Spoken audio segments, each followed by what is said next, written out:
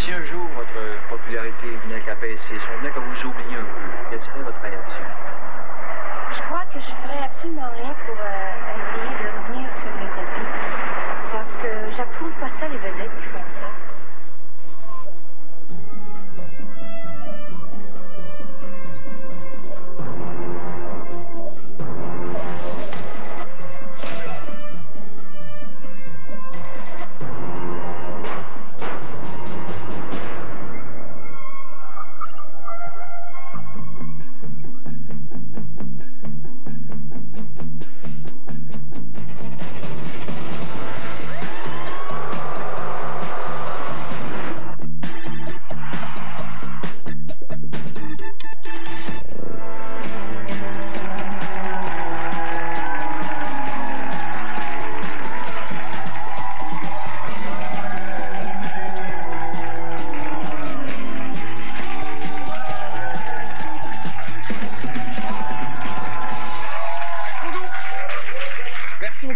Bienvenue à Ici, Louis-José Hood. On s'excuse pour le titre de l'émission, c'est la faute de ma mère.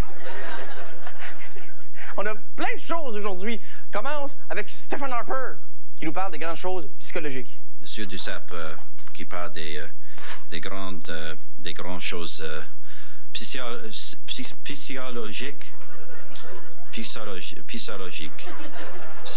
Moi, ce que j'aime, c'est qu'il ajoute comme si c'était correct. Non, non, psychologique, oui. C'est quoi ça swik? Plaque à la sauce. Moi, il y a des mots en anglais que je maîtrise pas, mais je fais pas à croire que je l'ai. Yeah, I went to scuba diving. You know, water, scuba diving, scuba diving. We had a lot of the pleasure. Des fois, la phrase est claire, c'est l'intention qui est floue. T'as pas d'objection à ce qu'on mange dans la cuisine? Ben voyons. T'as pas objection à ce qu'on mange dans la cuisine? Parce que d'habitude, tu manges en locker, hein? Tu couches en sécheuse. Autant que tu flushes le divan pour avoir pissé dessus, pas de trouble.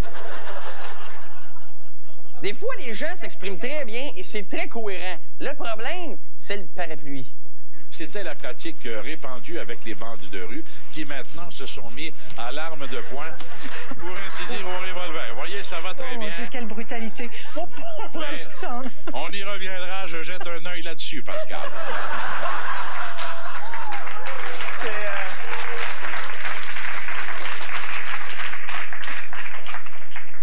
C'est très bien. Moi, je voudrais pas offenser personne, mais quand tu perds une bataille avec un parapluie en direct à la télé, le lendemain, ça va assez mal pour cruiser, hein? Des fois, on dirait que tu peux te faire prendre la main dans le sac ou carrément la main dans la brassière. Au revoir et bon festival. Au revoir. Voilà, le Festival du Voyageur, donc, à Winnipeg, sur l'histoire. Avez-vous un problème? Non, mais je peux jouer si vous voulez, le temps que vous vous refassiez une beauté. Pourquoi pas? OK, on va laisser ça comme ça. Je voudrais pas offenser personne, mais quand tu te fais prendre la main dans la brassière en direct à la télé, le lendemain, ça va assez bien pour cruiser. Les imprévus, des fois, c'est des petites choses qui sont inoffensives, mais qui nous font faire une face, des fois, comme « Oh! » Cette face-là, ça, c'est ma face d'imprévu. « Oh! » Comme l'extrait qui s'en vient, ça fait faire un « Oh! » C'est René Lévesque qui interviewe un monsieur centenaire puis qui fume à 2 pouces de la face. Écoutez, vous avez... je très tellement que j'aime l'ongueur.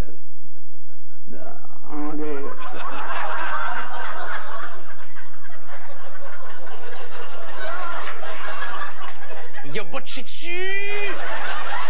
Il a botché dessus! C'est sûr, c'est un accident, mais il est quand même en train de le pré-incinérer!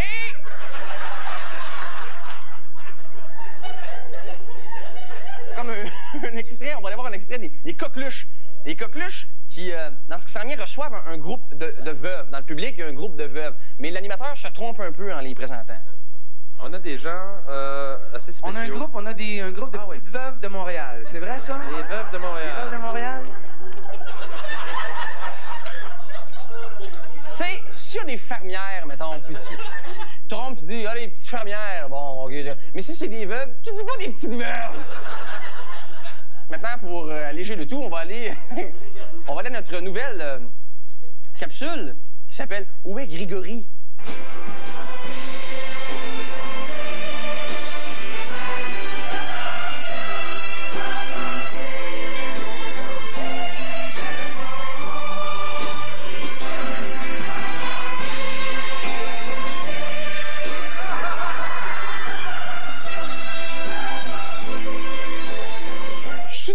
failli le manquer tellement j'étais fasciné par le look des autres. En passant cette tune là, c'est à chaque fois que je l'entends, moi, c'est 20 minutes dans la tête. Là, t'as Grégory. La télévision a toujours eu la mission d'éduquer un petit peu. En 2007, les émissions d'affaires publiques, c'est des émissions sérieuses comme Enjeu, La Facture ou Pimp mon char à Musique Plus. Mais on va aller écouter un extrait d'une des premières émissions d'affaires publiques qui s'appelle C'est la vie, avec l'enquêteur Thérèse Thibodeau, qui pour nous démystifie le pain tranché. Tu sais, quand on règle des affaires. D'après votre vendeur, ces deux pains-là sont supposés être les mêmes. Hormis qu'il y en a un qui est tranché et l'autre qui ne l'est pas. C'est exact. Eh bien, moi, Thérèse Thibodeau, je vous dis que c'est pas les mêmes. Il y en a un qui est moins bon que l'autre. Lequel? Le tranché. Et puis, c'est pas la première fois que je remarque ça. Commencez par goûter aux deux. On se parlera après. Pas besoin, madame. Je sais que vous avez raison. Oui, vous dites ça pour couper au plus court, mais vous le pensez pas. Mais au contraire, madame. Il est évident qu'un pain tranché perd de sa saveur. Personne n'a jamais cherché à le nier. Comment ça qu'il perd de sa saveur? C'est bien facile à comprendre, madame. Dès que vous tranchez un pain à l'avant, il y a évaporation. Hein? Ouais. L'évaporation. L'humidité qui était à l'intérieur du pain est protégée par la coupe. Ouais. Et gardée par le papier d'emballage. Ah. Avec le résultat que non seulement le pain perd de sa saveur, mais la croûte s'amollit. Voilà. En résumé, là, c'est normal qu'un pain tranché soit un peu moins bon qu'un pain pas tranché. Absolument ça, madame. Pourquoi est-ce que vous en faites, d'abord?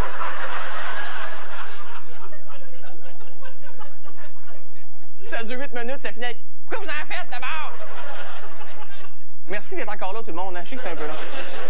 Maintenant, on va aller voir une publicité de Ajax où on démystifie pour nous le Ajax. Mais attention, le son est pas très bon. C'est un son de moins bonne qualité. C'est un son tranché. L'Ajax est devenu bleu. Oui, oui. Mais on le saupoudre blanc et ça devient bleu. C'est le nouvel Ajax. Il change de couleur parce que c'est de la toute nouvelle chimie. C'est de la toute nouvelle chimie. C'est ça que je dis aux filles, moi, quand j'ai un petit bobo sur le bord de la bouche. Non, non, non, c'est de la toute nouvelle chimie. Hey, on revient dans 2 minutes. Hey.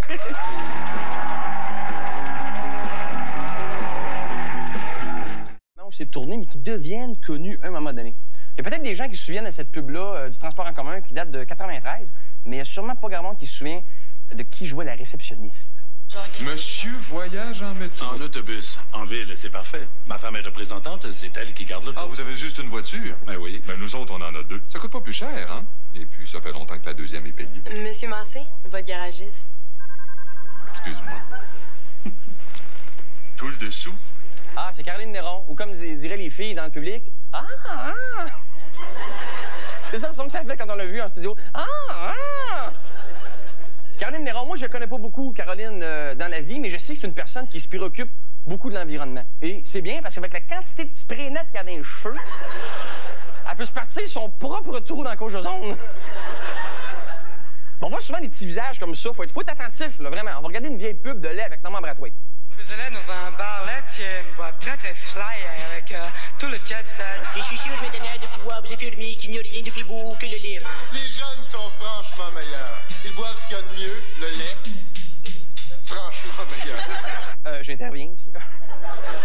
Premièrement, c'est quand la dernière fois que tu as vu un party d'ados où tout le monde buvait du lait? Tu sais, il n'y a personne qui mérite de se faire taxer ses vêtements, mais il faut pas courir après non plus, là. T'arrives de partir des dos avec un verre de lait, c'est comme dire « Hey, pétez-moi dans la gueule! » Même si tu bois du 3,25 là, il y a personne qui fait « Oh, check le badass! » Il boit son lait avec un maximum de gras. Puis on peut-tu avoir moins remarqué que Pascal Bussière est dans cette pub-là? Ça dure un quart de seconde, elle fait comme « Mais c'est Pascal Bussière, il y a à mettre en arrière d'un gars qui a un saut de banane canari. » Avec la coupe d'Anton Stachny, même pas Peter, Anton. Et il y a aussi là-dedans, c'est pas fini, là, il y a notre amie Patricia Paquin. Patricia qui échappe du lait en passant, et qui a le look Hulk Hogan un peu, là, c'est... On peut commencer comme figurant et mener devenir connu du grand public, mais on peut commencer comme figurant et devenir figurant star. En écoutant des archives on a repéré un bonhomme qui s'appelle Harold Plante et qui a eu une carrière fulgurante et qui continue toujours à figurer partout dans les téléromans. On va assister à ses débuts. C'est un peu un quiz. Trouver Harold, OK? Il est partout. Vous en rendez pas compte, mais il fait partie de vos vies depuis 15 ans. C'est hallucinant. 1989, dans Robert et compagnie, comme acquiesceur en acceptant une bière et brasseur de dés. Ça dit quelque chose? C'est la tournée du patron. Un scotch. Un scotch pour le monsieur. Une bière pour mon ami. Hein? Et c'est en dedans. Oh, ben je travaille, hein. Je gagne ma vie. Ah, tu sais pas quoi? J'ai trouvé une maison pour mon frère. C'est fluide. Ça aussi, c'est impressionnant dans l'héritage, OK? Une scène qui se passe à Montréal. Et dans la même émission, la scène juste après, à Trois Pistoles. J'ai pas de doute là-dessus. Mais avant d'aller plus loin, dis-toi que Gabriel doit être au courant. Moi, ça fait 2 ans que je visionne des archives et j'ai jamais vu quelqu'un qui dansait bien dans les années 80. Ça se poursuit dans Catherine. Bon, ben, je pense qu'on a pas mal fait le tour. On va-tu baiser? J'adore notre relation. Oh, shit. Qu'est-ce qu'il y a? Qu'est-ce qui se passe? Hein? On dirait que t'essaies de te cacher du gars qui est au bout du bar. Ah, il est rendu tellement hot. C'est le seul figurant qui peut mettre des lunettes de soleil dans ses scènes. On voit aussi Harold, plus récemment, dans Le cœur à ses raisons, dans un beau rôle plein de poésie.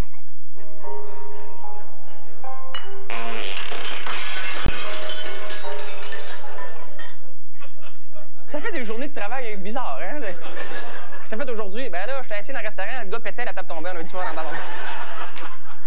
Et finalement, l'accomplissement. Le premier rôle parlé dans L'or et le papier. Hey! C'est pas un chantier ici, qu'est-ce que c'est que ça? J-Proc. J-Proc, mesdames et messieurs. Bravo, Harold. On revient dans 2 minutes avec Michel Richard.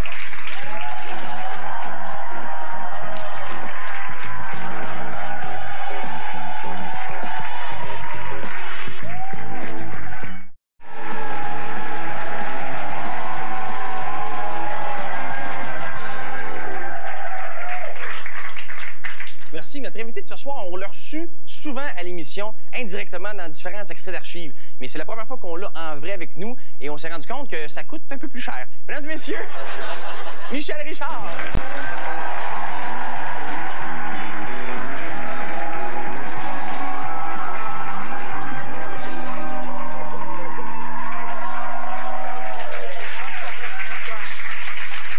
C'est ça, toi, que ça coûte un peu plus cher. Je suis pas supposé savoir ça. Je me suis informé. T'es dans... Ah bon, bien sûr. T'es dans le secret des dieux, alors. Est-ce que Michel Richard est encore nerveuse parfois? Est-ce qu'il y a un contexte dans le showbiz avant une prestation, avant une émission de télé, ou encore on palpe? Je suis toujours nerveuse, puis j'imagine que la journée où je ne le serai pas, je serai moins généreuse peut-être. C'est dans ma tête, mais en tout cas, je suis toujours nerveuse. OK. Ça me motive. Je trouve ça très motivant. Très motivant. Je disais en vous présentant qu'on vous a joué souvent ici à l'émission dans différents extraits. Et il y a un extrait. Tu sais. Ah, pour vrai? Ben oui. Ah oui? OK. Oui. On va commencer du bon pied. OK, d'accord. Right. Je disais qu'on t'avait reçu souvent à l'émission, indirectement, dans plein d'extraits. Je suis très au courant. Oui, je sais. Ça, il faut que vous sachiez, c'est contre notre gré, n'est-ce pas?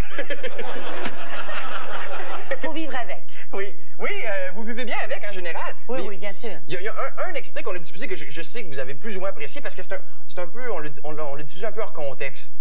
Mais nous, on trouvait ça drôle, mais peut-être qu'on n'était pas peut-être mal informés du contexte. On va le revisionner et puis tu pourras nous expliquer la situation. Ça commence bien? Non, mais c'est très doux, c'est très charmant.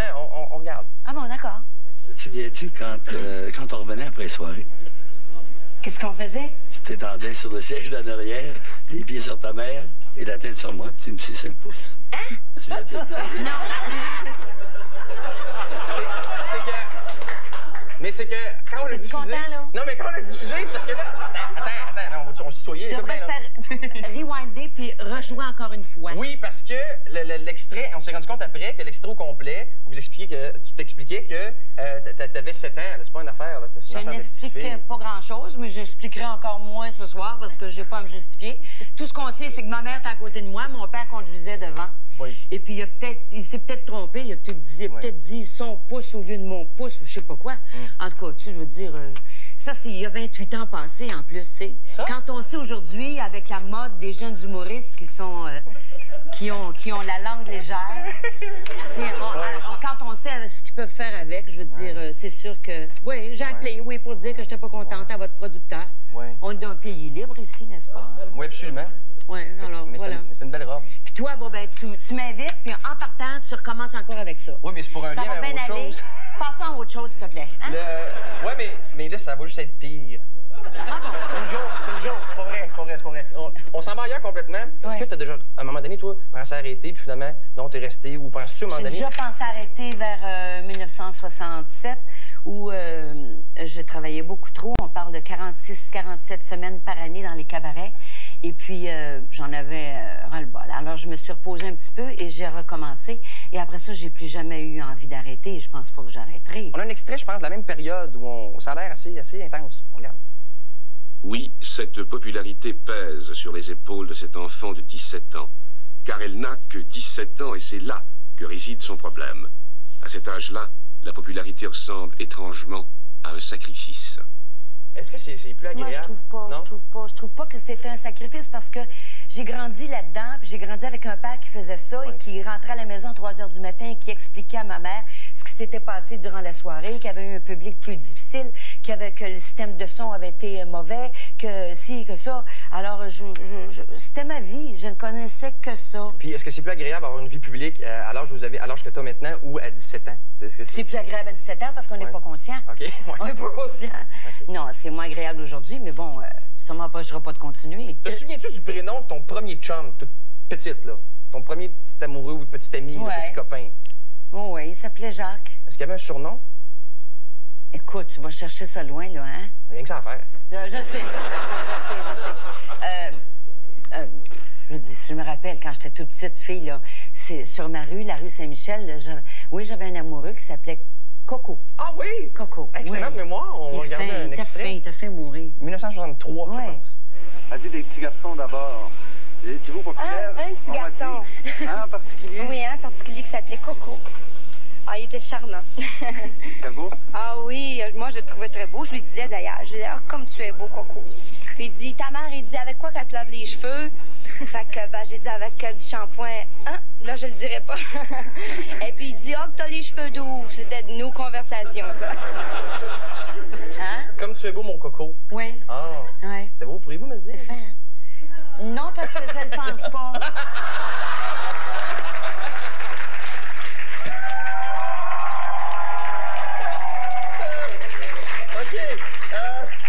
Mais c'est un très beau lien avec la prochaine question. Est-ce que tu sens que les hommes ont eu peur ou ont peur de t'approcher ou de devenir l'ami, le copain, le chum de Michel Richard? Est-ce que c'est quelque chose? Peut-être plus maintenant, avec les années, mais au début, non. Non? Puis en cours de route, non. C'est avec le temps, ça, je veux dire. Tu sais, une vie, quand tu as une vie publique depuis tant d'années, 50 ans, et évidemment, ça grandit tout le temps et ça se nourrit et ça va tout seul. Ben oui, finalement. Mais je les respecte maintenant, les hommes qui se lèvent debout, qui viennent me parler, puis qui, comme toi, là, tu t'es levé debout, puis tu viens me parler, là, ben, je trouve quand même ça intéressant, tu sais, je veux dire, tu sais. Bon. Ouais. Dans l'extrait, s'il vous plaît, les amis. Vous êtes beaux, mes cocos. Dans l'extrait, vous avez les cheveux doux. Dans l'extrait, justement, ça parlait de cheveux doux, et là... De la barbe douce. Merci. Dans l'extrait qu'on vient de voir, justement, la personne qui t'interviewait te demandait un peu la barbe. En fait, tu disais que ton Coco te demandait avec quoi tu lavais tes cheveux, puis déjà, on a vu que tu as évité de prononcer la marque du produit pour pas faire de publicité gratuite. Puis en visionnant les archives, je me suis rendu compte que c'est rare qu'on t'a vu faire de la publicité. Suis-je dans le champ? Ou as-tu à peu près... C'est assez rare, mais j'en ai fait quelques-unes, oui. OK. Mais là, tu me fais penser... Écoute, il faut que je te raconte la première fois que j'ai fait une publicité, parce qu'à l'époque, on faisait des publicités, mais on faisait des publicités live, comme les shows live. C'est-à-dire que s'il y avait un commercial durant l'émission, on faisait le commercial live. Il n'était pas enregistré d'avance. Okay. Alors, j'étais avec mon père à Sherbrooke et il y avait un commercial de saucisses. Là, je ne sais pas si ça existe. Est-ce que ça existe encore, la Belle Fermière? J'espère que non. Je la connais personnellement, mais elle ne fait plus de saucisses. J'espère que non. Alors, moi, le dimanche après-midi, j'avais un commercial à faire avec mon père et on parlait des hot dogs et de la saucisse La Belle Fermière. Alors, il disait, regardez comme c'est bon, et même la petite Michelle en raffole. Et là, j'avais, sur le cue de la lumière rouge, et de en manger, puis de montrer que c'était bon. Après ça, bon, ben, quand la lumière était fermée, je l'enlevais parce que, premièrement, je chantais après, parce que je voulais pas avoir rien des dents, parce que, pour un tas de raisons. Bon. Fait que, cette journée-là, je me suis trompée. J'ai fait ça de même dans ma main, mais la lumière était pas fermée. Fait que, je vais te dire, mon père a perdu le commercial, et puis moi, ben, j'en ai pris pour une bonne leçon. Ah oui, OK. Alors, tant que la lumière est allumée, on est gentil. Oui, d'accord. OK? OK. Alors? Attends à l'heure, toi. Oui. On va se laisser avec une de tes plus belles robes, bien avant Julie Snyder. Michel, on va regarder ça pour se dire bye-bye. OK, et OK. Merci beaucoup tout le monde d'être venu en studio. À la semaine prochaine. Salut.